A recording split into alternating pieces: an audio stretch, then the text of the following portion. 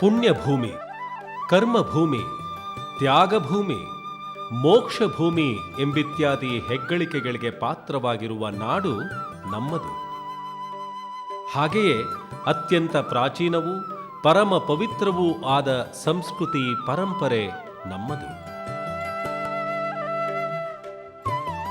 ಇಂತಹ ಸಮೃದ್ಧ ಸಮಾಜ ಈಗ ಎದುರಿಸುತ್ತಿರುವ ಗಂಭೀರ ಸಮಸ್ಯೆಗಳಲ್ಲಿ ಮತಾಂತರವೂ ಒಂದು.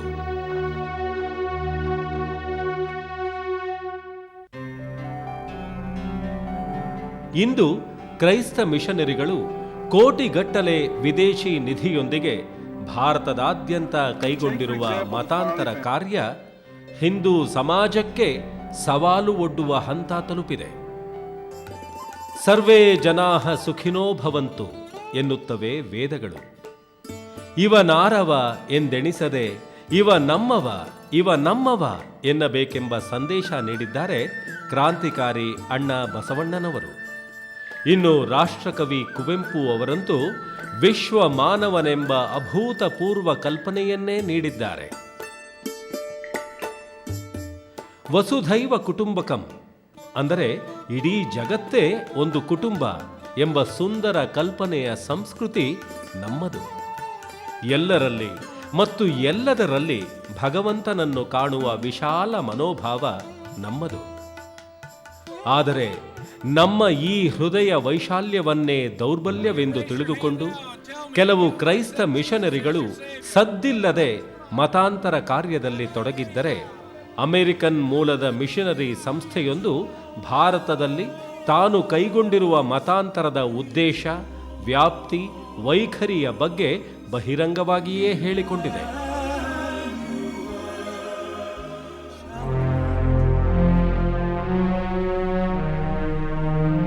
ಈ ಮತಾಂತರಿಗಳ ಪ್ರಕಾರ ಬರೀ ಧೂಳು, ಕೊಳೆ, ಬಡತನಗಳಿಂದಲೇ ತುಂಬಿರುವ ಭಾರತದ ಸುಮಾರು 6 ಲಕ್ಷ ಹಳ್ಳಿಗಳ ಜನರು ನಿಜವಾದ ದೇವರ ಹೆಸರನ್ನು ಕೇಳಿಯೇ ಇಲ್ಲ. ಅವರ ಪ್ರಕಾರ ನಿಜವಾದ ದೇವರೆಂದರೆ ಶಿಲುಬೆಗೇರಿರುವ ಯೇಸು ಮಾತ್ರ. ಹಾಗಾಗಿ ಈ ಎಲ್ಲ ಗ್ರಾಮೀಣ ಭಾರತೀಯರಿಗೆ ಶಿಲುಬೆಗೇರಿರುವ ಯೇಸುವನ್ನು ಪರಿಚಯಿಸುವುದು ಚರ್ಚ್ನ ಜವಾಬ್ದಾರಿ. ಈ ರೀತಿ ನಿಜವಾದ ದೇವರನ್ನು ಭಾರತೀಯರಿಗೆ ಪರಿಚಯಿಸಲು ಕ್ರೈಸ್ತ ಮಿಷನರಿಗಳು ಆರಿಸಿಕೊಂಡಿರುವ ಮಾರ್ಗವಾದರೂ ಎಂಥದ್ದು? ಮೊದಲು ವಿವಿಧ ಸೇವಾ ಕಾರ್ಯಗಳ ಸೋಗಿನಲ್ಲಿ ಅತ್ಯಂತ ವ್ಯವಸ್ಥಿತ ರೀತಿಯಲ್ಲಿ ಹಳ್ಳಿಗಳನ್ನು ಪ್ರವೇಶಿಸುವುದು. ಆಮೇಲೆ ತಾವು ಮೊದಲೇ ಗುರುತಿಸಿರುವ ನಿರ್ದಿಷ್ಟ ಜಾತಿಗೆ ಸೇರಿದ ಸ್ಥಳೀಯರನ್ನು ಕೆಲಸಕ್ಕೆ ಸೇರಿಸಿಕೊಳ್ಳುವುದು. ನಂತರ ಅವರ ಮೂಲಕ ಮನೆ ಮನೆ ಭೇಟಿ ಮಾಡುವುದು. ನಿರಂತರವಾಗಿ ಅವರ ಸಂಪರ್ಕದಲ್ಲಿ ಇರುವ ಮೂಲಕ ಅವರೆಲ್ಲರ ಮನದಲ್ಲಿ ಹಿಂದುತ್ವದ ಬಗ್ಗೆ ಅಸಮಾಧಾನ ಮೂಡಿಸುವುದು. ಅದೇ ಸಮಯಕ್ಕೆ ಸುವಾರ್ತ ಕೂಟಗಳು, ರೋಗ ನಿವಾರಕ ಕೂಟಗಳ ಹೆಸರಿನಲ್ಲಿ ಭಾರೀ ಸಭೆಗಳನ್ನು ಏರ್ಪಡಿಸಿ ಸಾವಿರಾರು ಜನರನ್ನು ಸೇರಿಸಿ ಸ್ಪರ್ಶ ಮಾತ್ರದಿಂದ ಕಾಯಿಲೆ, ಅಂಗವೈಕಲ್ಯ, ಮಾನಸಿಕ ಸಮಸ್ಯೆಗಳನ್ನು ದೂರ ಮಾಡುವುದಾಗಿ ಹೇಳುವ ತಂತ್ರಗಳ ಮೂಲಕ ಭೂತ, ದೆವ್ವ ಬಿಡಿಸುವುದಾಗಿ ಮುಗ್ಧ ಜನರನ್ನು ನಂಬಿಸುವುದು.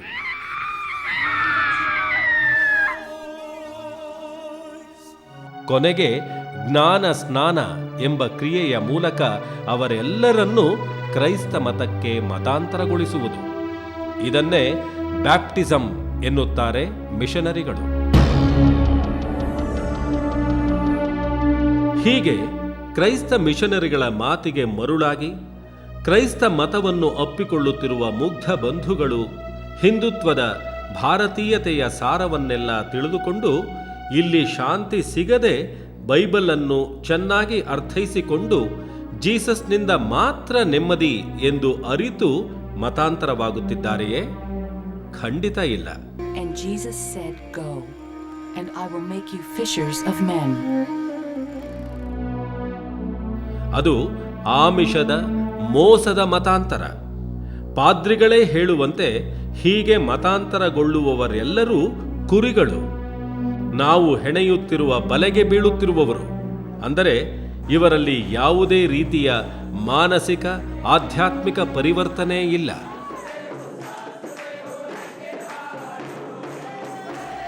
ಹೀಗೆ ಮುಗ್ಧ ಹಿಂದೂ ಬಾಂಧವರನ್ನು ವಂಚಿಸಿ ಮತಾಂತರಗೊಳಿಸುವ ಕಾರ್ಯಕ್ಕೆ ಶತಮಾನಗಳ ಇತಿಹಾಸವೇ ಇದೆ. ಆದರೆ ಇವತ್ತು ಅದು ತನ್ನೆಲ್ಲ ಇತಿಮಿತಿಗಳನ್ನು ಮೀರಿ ಬೆಳೆಯುತ್ತಿದೆ. ಇದರ ಘೋರ ಪರಿಣಾಮ ಈಗ ಹಿಂದೂ ಸಮಾಜದ ನೆಮ್ಮದಿಯ ಮೇಲೆ, ಭಾರತದ ಅಖಂಡತೆಯ ಮೇಲೆ ಗೋಚರವಾಗುತ್ತಿದೆ. ಇಡೀ ಈಶಾನ್ಯ ಭಾರತದಲ್ಲಿ ಭಾರತೀಯ ಸಂಸ್ಕೃತಿಯ ವನವಾಸಿ ಬುಡಕಟ್ಟು ಜನಾಂಗ ಸಾರಾಸಗಟಾಗಿ ಮತಾಂತರಗೊಂಡಿದೆ. ಇದರ ಪರಿಣಾಮವಾಗಿ ಸಪ್ತ ಸಹೋದರಿಯರೆಂದೇ ಕರೆಯಲ್ಪಡುವ ಈಶಾನ್ಯ ಭಾರತದ 7 ರಾಜ್ಯಗಳು ಕ್ರೈಸ್ತಮಯವಾಗಿವೆ. ಹಿಂದುತ್ವದಿಂದ, ಭಾರತೀಯತೆಯಿಂದ ದೂರಾದ ಪರಿಣಾಮವೇ ಅಲ್ಲಿ ಪ್ರತ್ಯೇಕತೆಯ ಕೂಗು ಜೋರಾಗಿದೆ. ಈ ಪೈಕಿ ಮಿಜೋರಾಂನಲ್ಲಿ 95%, ತ್ರಿಪುರಾದಲ್ಲಿ 80%, ಮಣಿಪುರದಲ್ಲಿ 70%, ನಾಗಾಲ್ಯಾಂಡ್ನಲ್ಲಿ 95%, ಮೇಘಾಲಯದಲ್ಲಿ 75% ಜನ ಕ್ರೈಸ್ತ ಮತಕ್ಕೆ ಮತಾಂತರಗೊಂಡಿದ್ದಾರೆ.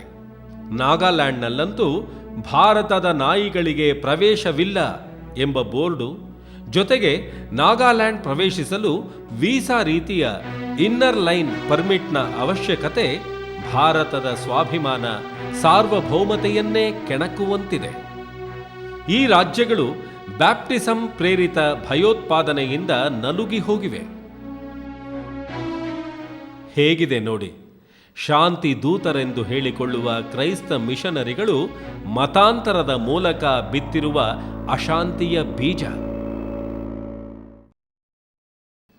ಈ ಕಾರಣಕ್ಕಾಗಿಯೇ ಅಂದು ಸ್ವಾಮಿ ವಿವೇಕಾನಂದರು ಒಬ್ಬ ವ್ಯಕ್ತಿ ಮತಾಂತರಗೊಂಡರೆ ರಾಷ್ಟ್ರಾಂತರಗೊಂಡಂತೆ ಎಂದು ಗುಡುಗಿದ್ದು. ಅಷ್ಟೇಕೆ, ನನಗೊಂದು ಕಾನೂನು ರೂಪಿಸುವ ಅವಕಾಶ ಸಿಕ್ಕರೆ ನಾನು ರಚಿಸುವ ಮೊದಲ ಕಾನೂನು ಎಂದರೆ ಮತಾಂತರ ನಿಷೇಧ ಕಾನೂನು ಎಂದಿದ್ದರು ಮಹಾತ್ಮ ಗಾಂಧಿ. ಇವರಷ್ಟೇ ಅಲ್ಲ, ಇಡೀ ರಾಷ್ಟ್ರಕ್ಕೆ ಸಮಾನತೆಯ ಸಂದೇಶ ನೀಡಿದ ಡಾಕ್ಟರ್ ಭೀಮರಾವ್ ಅಂಬೇಡ್ಕರ್, ಬಾಬು ಜಗಜೀವನ್ ರಾಮ್ ಅವರಂಥ ನಾಯಕರು ಈ ಮತಾಂತರದ ಪಿಡುಗಿನ ವಿರುದ್ಧ ದನಿ ಎತ್ತಿದ್ದರು. ನಮ್ಮ ಭಾರತೀಯ ಸಂವಿಧಾನದ ಕಲಂ 25ರ ಅನ್ವಯ ಮತ ಪ್ರಚಾರ ಮಾಡತಕ್ಕಂಥದ್ದು ಪ್ರತಿಯೊಬ್ಬ ಭಾರತೀಯನ ವಿಚಾರ, ಅದಕ್ಕೆ ಯಾವುದೇ ಅಡ್ಡಿ ಆತಂಕಗಳಿಲ್ಲ. ಆದರೆ ಬಲವಂತವಾಗಿ ಮತ್ತೊಬ್ಬರನ್ನು ಮತಾಂತರಗೊಳಿಸುವುದು, ಪ್ರಲೋಭನೆಗಾಗಿ, ಆಮಿಷದಿಂದ, ಬೇರೆ ಬೇರೆ ಕಾರಣಗಳಿಗಾಗಿ ಮತಾಂತರಗೊಳಿಸುವುದು ಕಾನೂನು ಬಾಹಿರ ಅನ್ನತಕ್ಕಂಥದ್ದು ನಮ್ಮ ನ್ಯಾಯಾಲಯಗಳು ಈಗಾಗಲೇ ಸ್ಪಷ್ಟಪಡಿಸಿದೆ. ಬಲವಂತ ಮತಾಂತರ ಅಂದರೆ conversion by fraud, by coercion, by misrepresentation or by any deception that is prohibited under law. ಬಲವಂತ ಮತಾಂತರ ಯಾರಿಗಾದರೂ ಪ್ರಲೋಭನೆಯನ್ನು ಒಡ್ಡಿ ಬೇರೆ ಬೇರೆ ಕಾರಣಗಳಿಗಾಗಿ ಅವರನ್ನು ಒಂದು ಧರ್ಮಕ್ಕೆ ಸೇರಿಸ್ಕೊಳ್ಳಬೇಕು ಅಂತ ಯಾರಾದರೂ ಪ್ರಯತ್ನ ಪಟ್ಟರೆ ಅದು ಶಿಕ್ಷಾರ್ಹವಾದ ಅಪರಾಧ. ನಮ್ಮ ದೇವರು, ನಮ್ಮ ಧರ್ಮ ಮತ್ತು ನಮ್ಮ ದೇಶದ ಹಿತರಕ್ಷಣೆಯ ದೃಷ್ಟಿಯಿಂದ ವಿದೇಶದಿಂದ ಹರಿದು ಬರತಕ್ಕಂಥ ಹಣವನ್ನು ತಡೆಯಬೇಕಾಗುತ್ತೆ.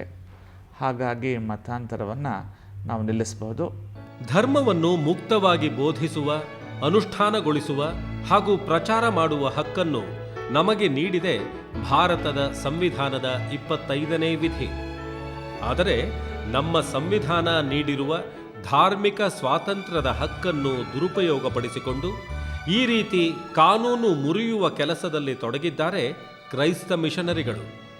ಅವರುಗಳ ಈ ಕಾನೂನು ಬಾಹಿರ ಚಟುವಟಿಕೆಗಳಿಗೆ ಹರಿದು ಬರುತ್ತಿರುವುದು ವಿದೇಶಿ ಹಣ.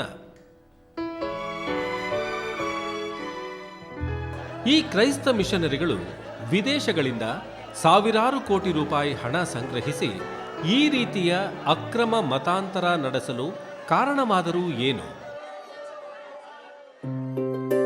ಮಿಷನರಿಗಳ ಪಾಲಿಗೆ ಇದು ಕ್ರೈಸ್ತ ಮತದ ಅಸ್ತಿತ್ವದ ಪ್ರಶ್ನೆ. ಈ ಮಿಷನರಿಗಳು ಭಾರತಕ್ಕೆ ಬಂದು ವಾಮ ಮಾರ್ಗಗಳ ಮೂಲಕ ಮುಗ್ಧ ಹಿಂದೂಗಳನ್ನು ಮತಾಂತರಗೊಳಿಸಲು ಕ್ರೈಸ್ತ ಮತದ ಬೇರುಗಳು ಅದರ ಮೂಲ ನೆಲೆಯಲ್ಲೇ ದುರ್ಬಲಗೊಳ್ಳುತ್ತಿರುವುದು ಕಾರಣ. ಇದು ವಿಚಿತ್ರವೆನಿಸಿದರೂ ಸತ್ಯ. ಏಕೆಂದರೆ ಇವತ್ತು ಪಾಶ್ಚಾತ್ಯರಲ್ಲಿ ಕ್ರೈಸ್ತ ಮತದ ಬಗ್ಗೆ ನಂಬಿಕೆ, ಶ್ರದ್ಧೆ ಕಡಿಮೆಯಾಗುತ್ತಿದೆ. ಚರ್ಚ್ಗೆ ಹೋಗುವವರ ಸಂಖ್ಯೆ ದಿನೇ ದಿನೇ ಕ್ಷೀಣಿಸುತ್ತಿರುವ ವರದಿಗಳಿವೆ. ಹೀಗಾಗಿ ಕ್ರೈಸ್ತರ ಸಂಖ್ಯೆ ಹೆಚ್ಚಿಸಿಕೊಳ್ಳಲು ಭಾರತ ಸೇರಿದಂತೆ ವಿವಿಧ ದೇಶಗಳಲ್ಲಿ ತಮ್ಮ ರಾಜಕೀಯ ಪ್ರಭಾವ ಉಳಿಸಿಕೊಳ್ಳಲು ಮಿಷನರಿಗಳು ಮತಾಂತರದ ಮಾರ್ಗ ಆಯ್ದುಕೊಂಡಿದ್ದಾರೆ. ಭಾರತದಲ್ಲಿನ ಜಾತಿ ವ್ಯವಸ್ಥೆ ಈ ಕ್ರೈಸ್ತ ಮಿಷನರಿಗಳಿಗೆ ವರದಾನವಾಗಿದೆ. ನಮ್ಮ ಕೆಲವು ನಿರ್ದಿಷ್ಟ ಜಾತಿಗಳನ್ನೇ ಗುರಿಯಾಗಿಟ್ಟುಕೊಂಡು ಮಿಷನರಿಗಳು ಮತಾಂತರದ ಬಲೆ ಬೀಸುತ್ತಿದ್ದಾರೆ. ಈ ಮತಾಂತರಿಗಳು ಕರ್ನಾಟಕದಲ್ಲೂ ಕೆಲವು ಜಾತಿಗಳನ್ನು ಆಯ್ದುಕೊಂಡಿದ್ದಾರೆ. ಆ ಪೈಕಿ ತನ್ನ ಸಾಂಸ್ಕೃತಿಕ ಸಿರಿತನಕ್ಕೆ, ವೈವಿಧ್ಯತೆಗೆ ಹೆಸರಾಗಿರುವ ಬಂಜಾರ ಅಥವಾ ಲಂಬಾಣಿ ಸಮುದಾಯವೂ ಒಂದು.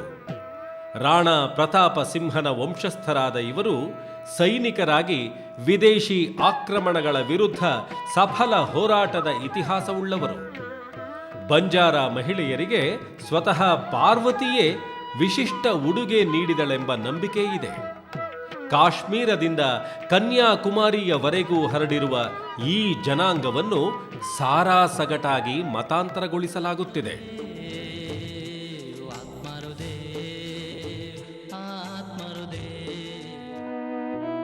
ಆರ್ಥಿಕವಾಗಿ ಹಿಂದುಳಿದಿರುವ ಲಂಬಾಣಿ ತಾಂಡಾಗಳಿಂದ ಮಕ್ಕಳನ್ನು ನಗರಗಳಿಗೆ ಕರೆತಂದು ವಿದ್ಯಾಭ್ಯಾಸದ ಹೆಸರಿನಲ್ಲಿ ಜಿಪ್ಸಿ ಹಾಸ್ಟೆಲ್ಗಳಲ್ಲಿ ಇರಿಸಲಾಗುತ್ತದೆ.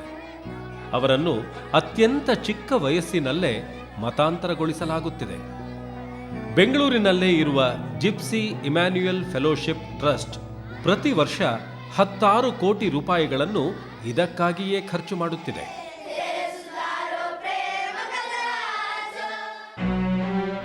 ಇದೇ ರೀತಿ ಕರ್ನಾಟಕದಲ್ಲಿ ಹಿಂದುಳಿದ ವರ್ಗಗಳೆಂದು ಗುರುತಿಸಲ್ಪಟ್ಟಿರುವ ಆದಿ ಕರ್ನಾಟಕ, ತಿಗಳ, ವಿಶೇಷವಾಗಿ ಬೀದರ್ನಲ್ಲಿ ಮಾದಿಗ ಸಮಾಜ, ದಕ್ಷಿಣ ಕನ್ನಡ ಜಿಲ್ಲೆಯ ಕೊರಗ, ವನವಾಸಿಗಳಾದ ಸಿದ್ಧಿ, ಮರಾಠಿ, ಕುಡಬಿ ಜನಾಂಗದವರನ್ನು ಅವರ ಮುಗ್ಧತೆಯ ಲಾಭ ಪಡೆದು ಮತಾಂತರಗೊಳಿಸಲಾಗುತ್ತಿದೆ. ಆದರೆ ನೋಡಿ, ಈ ಕ್ರೈಸ್ತ ಮಿಷನರಿಗಳ ಮತಾಂತರದ ದಾಹ ಕೇವಲ ಹಿಂದುಳಿದ ವರ್ಗಕ್ಕೆ ಮಾತ್ರ ಸೀಮಿತವಾಗಿಲ್ಲ. ಸದರನ್ ಬ್ಯಾಪ್ಟಿಸ್ಟ್ ಚರ್ಚ್ನ ಒಂದು ವಿಭಾಗ ಕರ್ನಾಟಕದ ವೀರಶೈವ ಲಿಂಗಾಯಿತರನ್ನು ಮತಾಂತರಗೊಳಿಸಲು ವಿಶೇಷ ಯೋಜನೆಯನ್ನು ಅನುಷ್ಠಾನಗೊಳಿಸಿದೆ. ಆ ಯೋಜನೆಯ ಪ್ರಗತಿ ಕುರಿತು ತನ್ನ ವೆಬ್ಸೈಟ್ಗಳಲ್ಲೇ ಘಂಟಾಘೋಷವಾಗಿ ಹೇಳಿಕೊಂಡಿದೆ. ಈ ಚರ್ಚ್ನ ಪಾದ್ರಿ ಮಾರ್ಕ್ ಹಂಟರ್ನ ಪ್ರಕಾರ 1997ರಲ್ಲಿ ಕೇವಲ 800 ವೀರಶೈವರು ಮತಾಂತರವಾಗಿದ್ದರು. 2006ರ ವೇಳೆಗೆ ಈ ಲಿಂಗಾಯತ ಕ್ರಿಶ್ಚಿಯನ್ನರ ಸಂಖ್ಯೆ 18,000ಕ್ಕೇರಿದೆ. ಅಲ್ಲದೆ ಇನ್ನು ಕೆಲವೇ ದಿನಗಳಲ್ಲಿ 1,000 ಲಿಂಗಾಯತರ ಮನೆಗಳಲ್ಲಿ ಪ್ರಾರ್ಥನಾ ಚರ್ಚ್ಗಳು ಆರಂಭವಾಗುತ್ತವೆ ಎಂದು ಅವನು ಹೇಳಿಕೊಂಡಿದ್ದಾನೆ. ಇನ್ನು ಅಮೆರಿಕದ ಶ್ವೇತಭವನದ ನೇರ ಬೆಂಬಲ ಪಡೆದಿರುವ ಜೋಶುವಾ ಪ್ರಾಜೆಕ್ಟ್ನಲ್ಲಿ ಭಾರತದ 100 ಜಾತಿಗಳನ್ನು ಗುರುತಿಸಲಾಗಿದ್ದು, ಅದರಲ್ಲಿ ಕರ್ನಾಟಕದ ಕುರುಬರು, ಒಕ್ಕಲಿಗರ ಪೈಕಿ 1.2% ಮತಾಂತರವಾಗಿದ್ದಾರೆ ಎಂದು ತಿಳಿಸಲಾಗಿದೆ. ಈ ಮತಾಂತರದ ಬಿಸಿ ಭೂವೈಕುಂಠದ ಅಧಿಪತಿ ತಿರುಪತಿ ತಿಮ್ಮಪ್ಪನಿಗೂ ತಟ್ಟಿದೆ. ಮತಾಂತರಿಗಳ ಕರಾಳ ಛಾಯೆ ಇಂದು ತಿರುಮಲ ತಿರುಪತಿಗಳಲ್ಲಿ ಆವರಿಸಿದ್ದು, ಲಕ್ಷಾಂತರ ಹಿಂದೂಗಳ ನಂಬಿಕೆ, ಶ್ರದ್ಧಾ ಭಕ್ತಿಗೆ ಬಂದಿರುವ ಕಂಟಕವಾಗಿದೆ.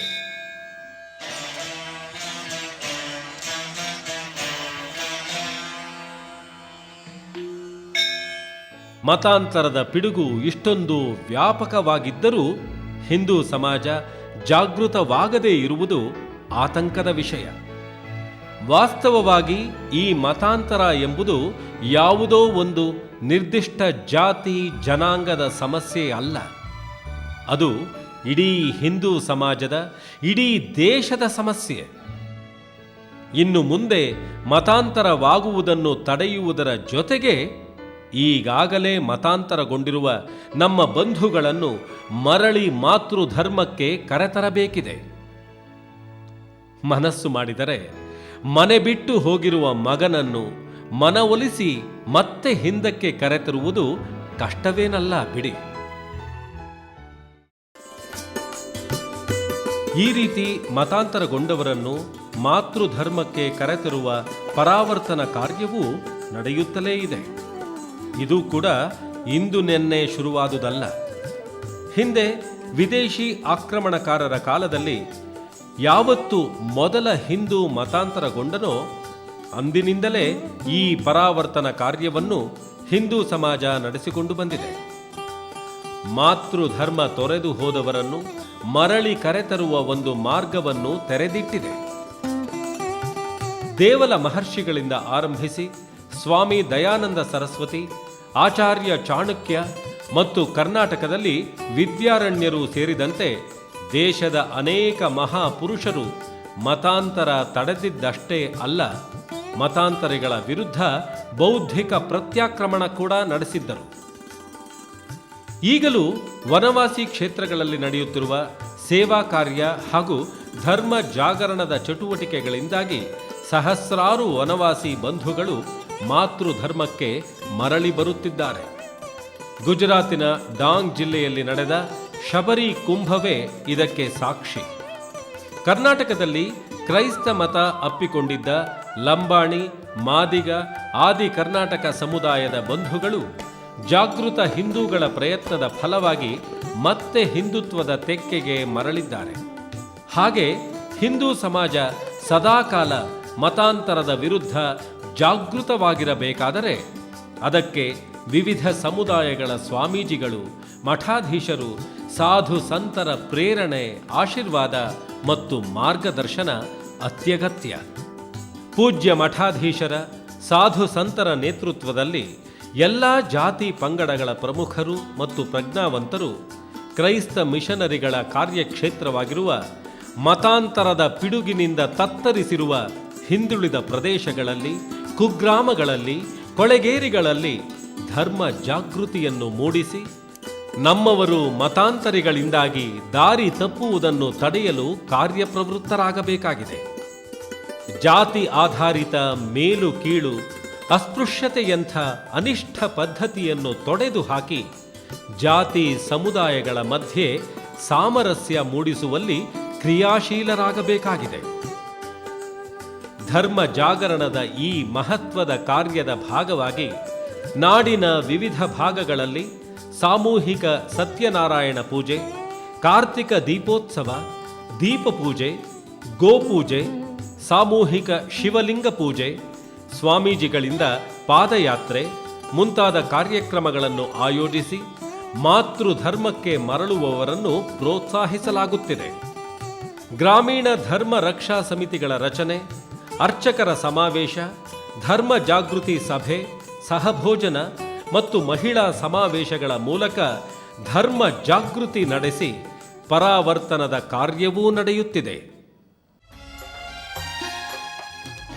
ಹಿಂದೂ ಬಾಂಧವರೇ, ನಮ್ಮ ಸುತ್ತಮುತ್ತಲಿನ ಪರಿಸರದಲ್ಲಿ, ಕೊಳೆಗೇರಿಗಳಲ್ಲಿ, ಗುಡ್ಡಗಾಡುಗಳಲ್ಲಿ, ಗ್ರಾಮಗಳಲ್ಲಿ ನಡೆಯಬೇಕಾದ ಧರ್ಮ ಜಾಗರಣದ ಈ ಪವಿತ್ರ ಕಾರ್ಯಕ್ಕೆ ನಿಮ್ಮ ಅಮೂಲ್ಯವಾದ ತನು, ಮನ, ಧನ ಮತ್ತು ಸಮಯವನ್ನು ನೀಡಿ ಸಹಕರಿಸಿ. ಹಿಂದುತ್ವ, ಭಾರತೀಯತೆಯ ಉಳಿವಿಗಾಗಿ, ಬಲವೃದ್ಧಿಗಾಗಿ ಕೈ ಜೋಡಿಸಿ. ಭಾರತ್ ಮಾತಾ ಕಿ ಜೈ.